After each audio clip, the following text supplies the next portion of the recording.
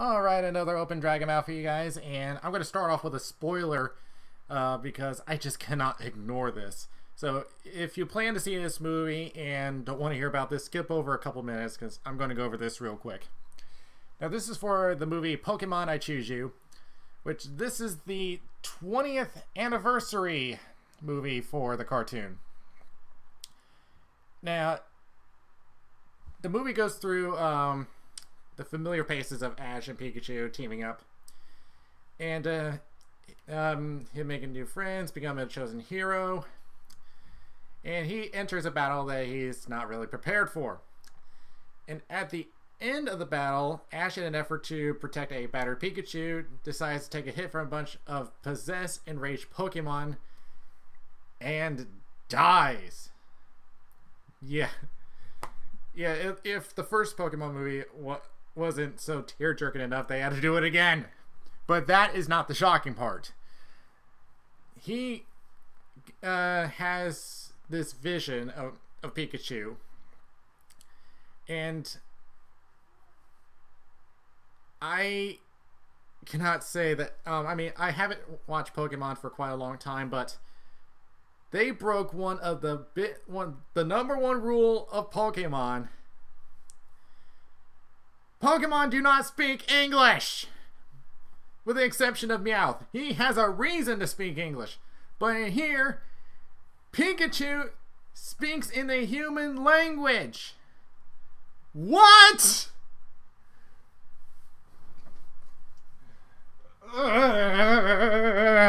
Oh, that pisses me off. Oh. So yes, Pikachu speaks English. I mean, even if I were to bypass that particular fact, it's just weird. And someone does have the scene up, so if you want to see that, just take a listen. It is, oh my god, weird, and is so unorthodox for Pokemon. But like I said, Meowth is the only Pokemon that should speak English, and he has every reason to if you watch the first season of the cartoon.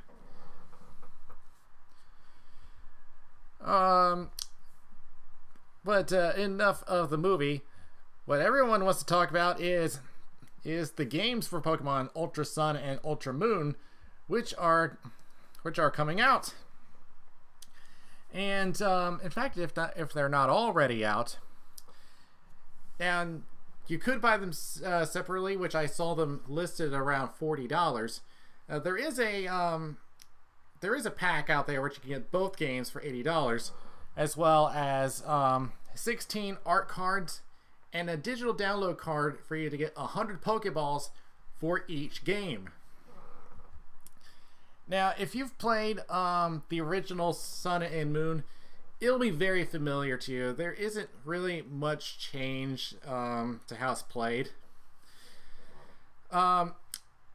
So yeah, there isn't a lot of changes. There are some changes. Like the controls have been changed. They no longer have the grid-based movement. And they have improved the menu screen, the menu screen that they had in Sun and Moon. So there are some improvements in the game, but it'll be very familiar. However, there are some additional elements into the game, which never made it into the original ones. Like instead of the gym badges, you instead have trials, the trial system. And instead of having hidden machines, we have the Pokemon mounts. And also, you'll get your starter Pokemon more quickly than you did in the original version. So it's got a pretty high rating on Game Informer, an 8.5 out of 10. So I believe everyone will enjoy this particular game. I have not held a handheld console for many years. I think the last handheld game I had was the PlayStation PS. Remember that before they went to the Vita? I don't even know if anyone uses that anymore. And to me, I'm usually either the occasional mobile game or my PlayStation 4, which I still have up here. Let's see. As far as movies are concerned, now I've already talked about that Pokemon movie. Was there a rating for that movie? I haven't had the chance to look because I don't think it's playing in my area.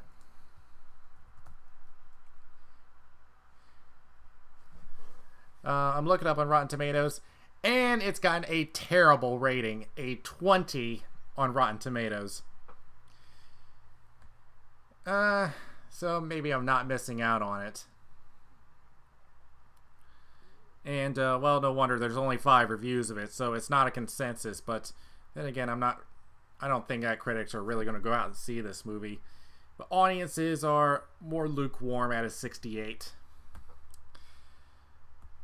But as far as other movies, there are 26 animated movies that have been submitted for consideration for an Academy Award. And I look at the list and, oh my god, some very questionable ones. Now, I just want to point out that there are some movies that did not make the list. Like The Nut Job 2. Really, I don't think it's really worthy of an Academy Award. Spark, A Space Tale. And one I know that is not going to go well. A lot of bronies out there. My Little Pony is not on the list either. But here is the full list. We have The Big Bad Fox and Other Tales, which I'm not very familiar with. Bird Boy, The Forgotten Children. The Boss Baby. Really? Boss Baby? It wasn't really that attractive for me to watch, so I can't see this having an Academy Award. The Breadwinner, and if it's what I think it is, oh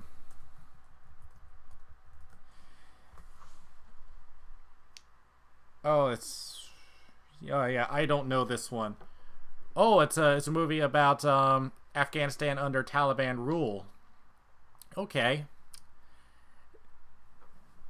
And so yeah, thank goodness it has nothing to do with that god-awful Nickelodeon cartoon. Captain Underpants, the first epic movie. I don't think it's Academy worthy, but okay. Cars 3. No, that's like at the that's like the Walmart version of Pixar. So, and no. Cinderella the Cat. I'm not familiar with it. Coco, I have not seen the movie yet. I might.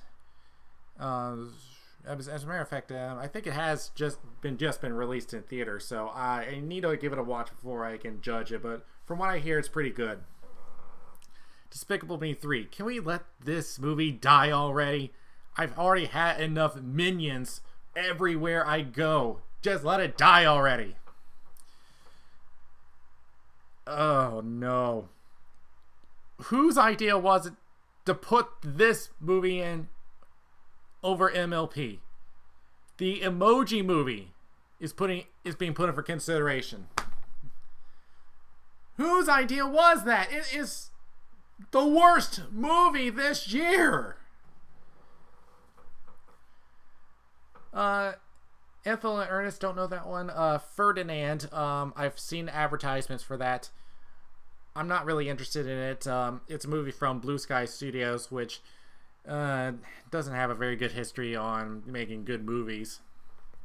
The Girl Without Hands, in this corner of the world, and we got 2 Lego movies, Batman and Ninjago, which in all likeliness will probably win, but I have no interest in the Lego series. Loving Vincent, Mary and the Witch's Flower, Moomins in the Winter Wonderland, My Entire High School Sinking into the Sea, Napping Princess, A Silent Voice, Smurfs, The Lost Village. No, not Smurfs. No. The Star, I've seen advertisements on that, but that's not going to be Academy worthy. Sword Art Online, the movie, and Window Horses, the poetic Persian epiphany of Rosie Ming. So a lot of these movies I am not familiar with, but it seems like the ones that I do know are bad. They're either bad or forgettable. But in all likeliness, it's probably going to be one of the Lego movies.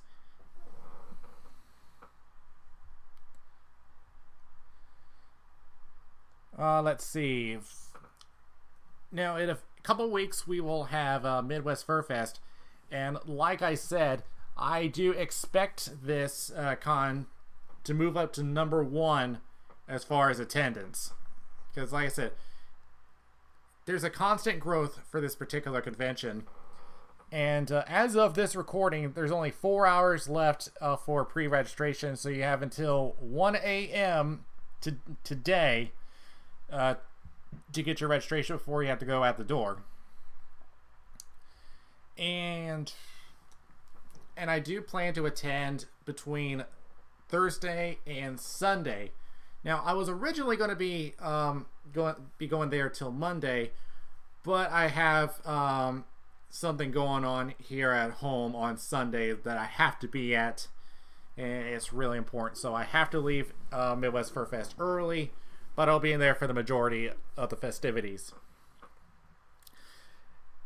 And before I get into all the details as to what's going to be going on, there has been some concerns that have been brought up.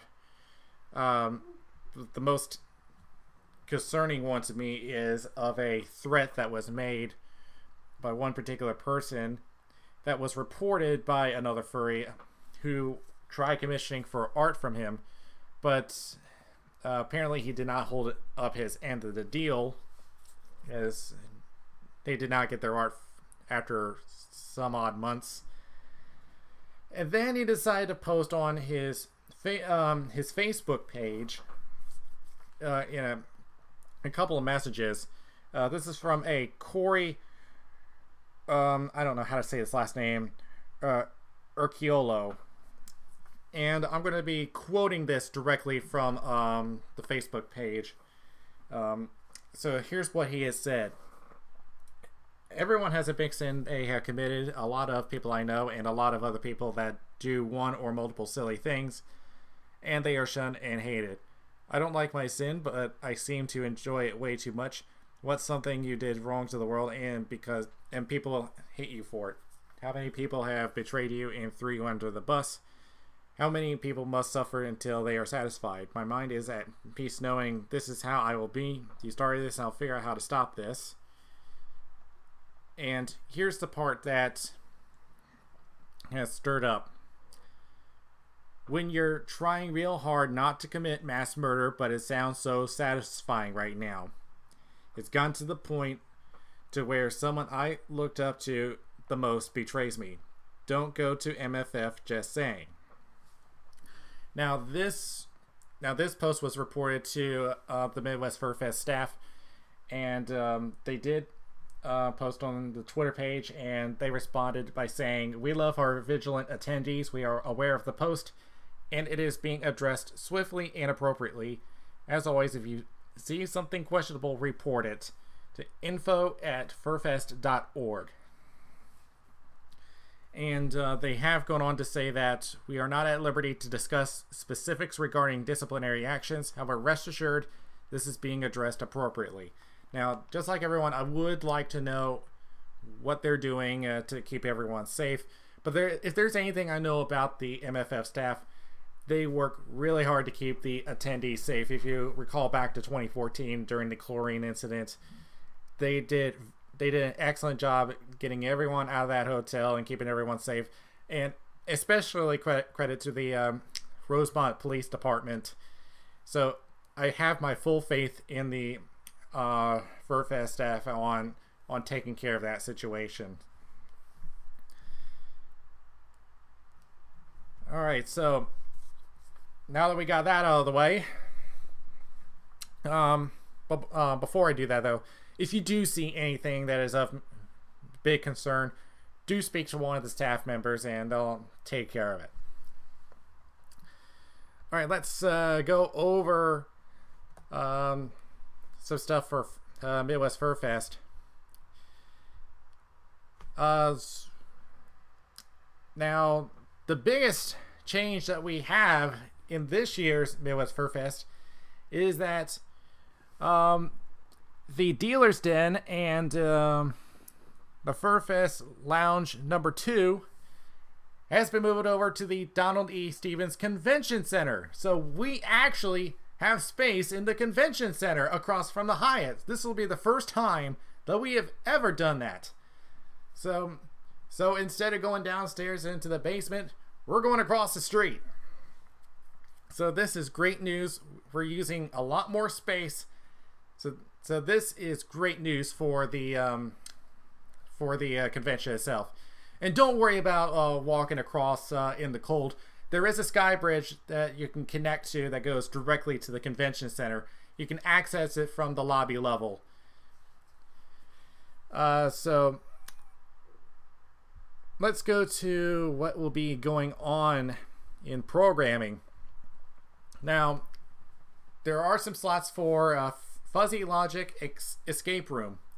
Now, I've talked about this in a previous video, but if you still don't know what it is, this is a trend that's been going on lately here in America, is that you have these rooms and you have a set time limit. You have to solve a bunch of puzzles to escape a room.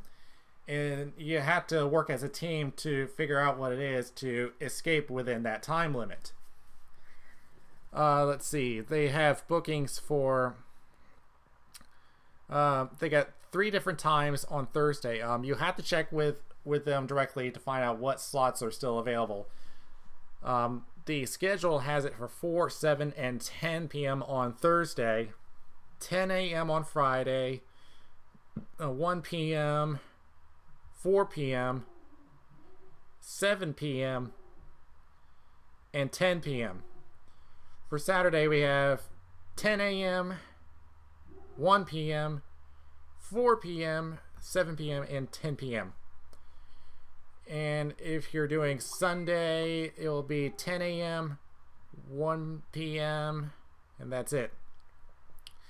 And if I'm correct, I think it's at their own space. Let me see.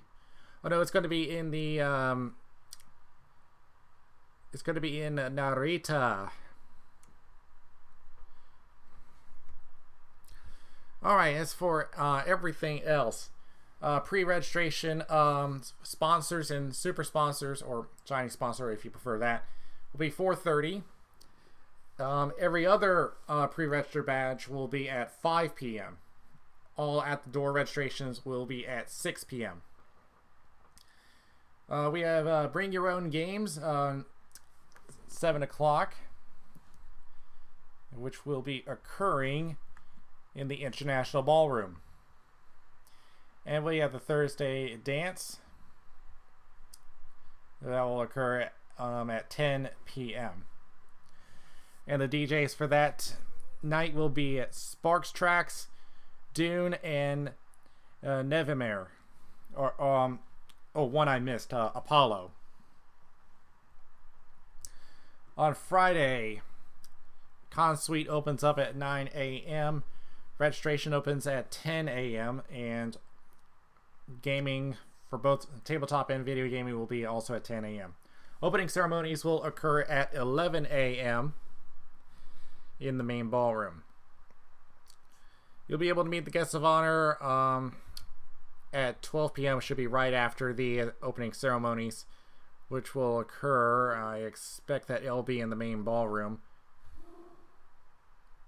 Yeah, Grand E, F, G, and H. Let's see. Arts Alley, Dealer's Den, Art Show will open up at 1 p.m. And all of those will be in the convention center across from the Hyatt. What else we got? Fursuit Price is Right at 2 p.m. It will be at DFW. If you're doing a variety show, the first rehearsal will be at 2:30 at Rosemont. Let's see. You can meet the charity at 3 p.m. at Hartsfield. Again, I'll be getting to that information in just a few minutes. Speaking with the News Media 101 at 4 p.m. at Lindbergh. Let's see. Going down the list. And do I see a... Do we have a concert here? Yes, we do. Matthew Ebel playing some piano rock, and he'll have guest appearances from Fox Amore and Pepper Coyote. So if you haven't heard him, please do. He is an excellent musical artist. Let's see, what else do we got? Anyone that plays Pokemon Go, there is a meet. They also take in Ingress players, which will be in the Tech Center. And by the way, I'm progressing very well. I'm already up to level 37. I got 3 levels to go before I max out. Let's see, what else do we got here?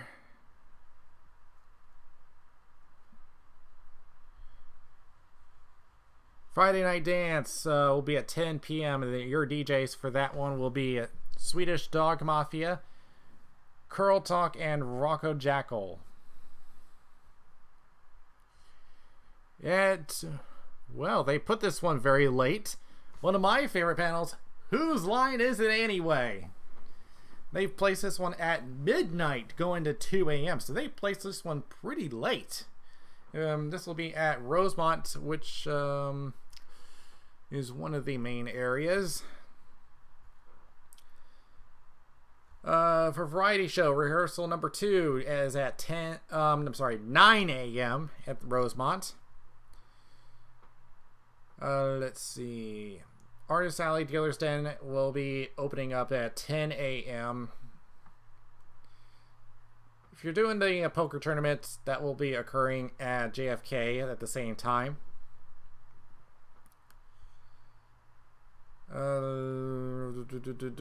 We also have, I know it's in here somewhere. I know you're in here somewhere. Where are you? Ah, there you are. Again, we will not have a fursuit parade. Instead, we'll have the fursuit menagerie, which will occur at 1 p.m. Now, if you're not familiar with the menagerie, instead of the fursuits coming out in a straight line, you'll have the opportunity to take photos of them, and they'll assign them to different groups, for this different color, for this particular fursuit maker, or this particular species. So you can all have the chance to take your photos over there, and I believe this will be in the main ballroom.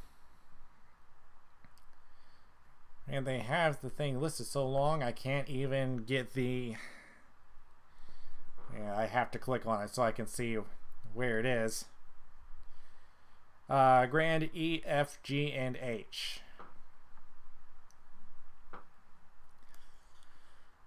Let's see. 4 p.m. Celebrity Whose Line Is It Anyway? So not as late as the other one that occurs at the Rosemont.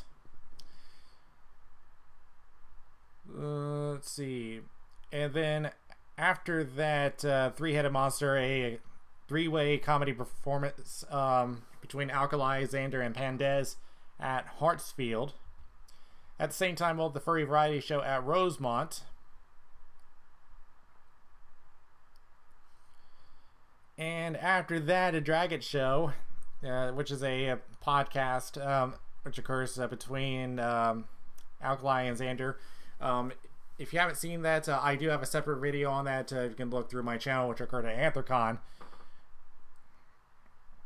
Let's see, Fursuit Charades at 10 p.m., which will be at O'Hare.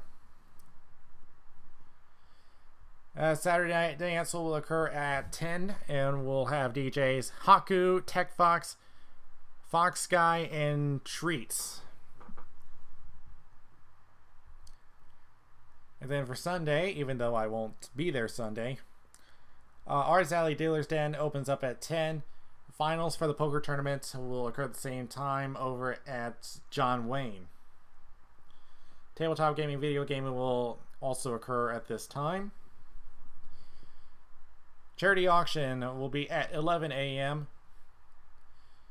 And, I hate it when I have to scroll down just to see the information. That'll be at Rosemont. Let's see, what else do we got? Fursuit dance competition at 2 p.m. And that one occurs, and I'm running out of room, at Grand E, F, G, and H. And Fursuit Games, 3 p.m., which will be at Rosemont. Then we have the closing ceremonies at 5 p.m. in the main ballroom. And finally, the Dead Dog Dance with DJs Toby, Mesmerist, Runetooth, and Scroy over at the main ballroom. Again, this is just a few things I wanted to highlight for the schedule. The full list is on furfest.org. As always, we'll be at the Hyatt Regency O'Hare. And once again, some of this will now be occurring at the convention center across the street.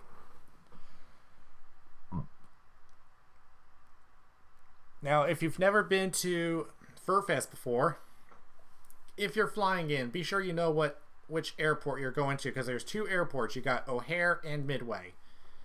If you're going to there from O'Hare, there are shuttles that'll take you directly there.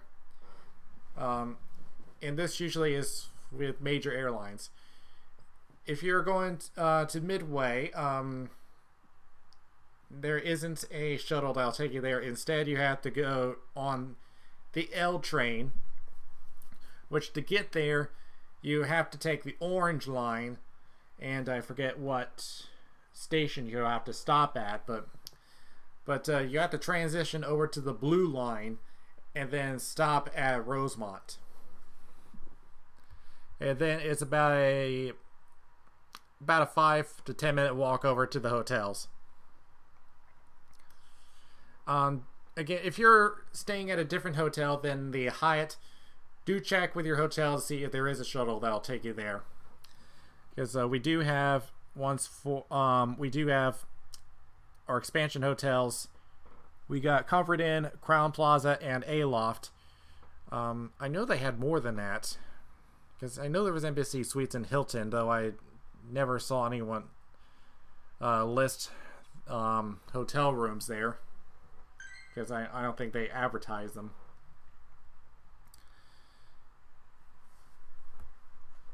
Let's see. For registration, again, you only have a couple hours left to pre-reg. It'll be $55, $60 at the door. If you're doing sponsorship, it is $150, and Shining Sponsor is $275. If you're doing single days, Friday and Sunday are $25 each, and Saturday is $35. If you have any minors, anyone between 7 and 12 years of age, they have to be accompanied by a parent or guardian, and they will have a discount to their standard membership. And be sure to check the schedule, because there may be some restrictions on what panels you can attend. Minors that are 6 or younger will have free admission as long as they are with the parent at all times.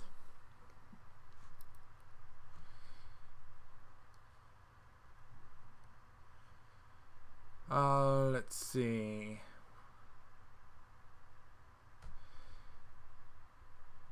Now, the charity for this year. The charity is CRISP, Shelter Diversion Program.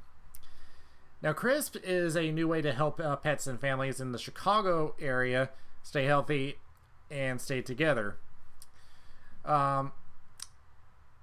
This is run by one tail at a time with the help of Alive Rescue, Chicago Canine Rescue, Fetching Tails Foundation, Lulu's Locker Rescue, and Players for Pits.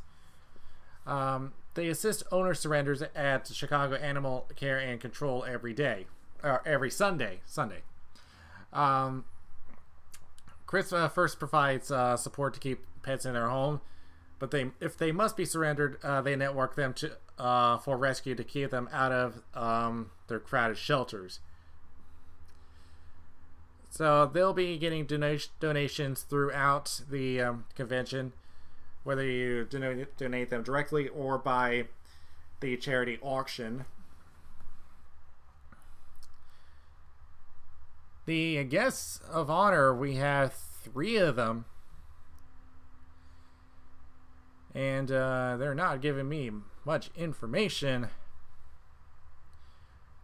But at least a couple of them I do know. The first one is a fursuit maker and a traditional and digital artist, Latin Vixen. And her fursuits are requested like crazy, and they go up thousands of dollars. But for very good reason. She is really good at these fursuits. So she'll be there. The second one is an artist and a fursuiter. That would be Remy Wolf. And finally, we have an award-winning special effects artist. Now, I'm going to take a look at his portfolio and see what kind of stuff that he did. I see that one of the things he did was the Ninja Turtles, because I can see Leonardo on there. What other projects has he done?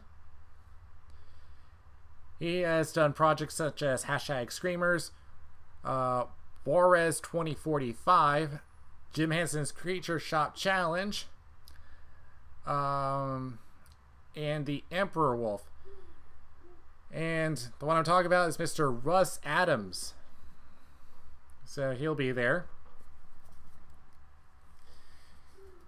So once again, if you're going to be pre-registering, you're going to have until 1 a.m.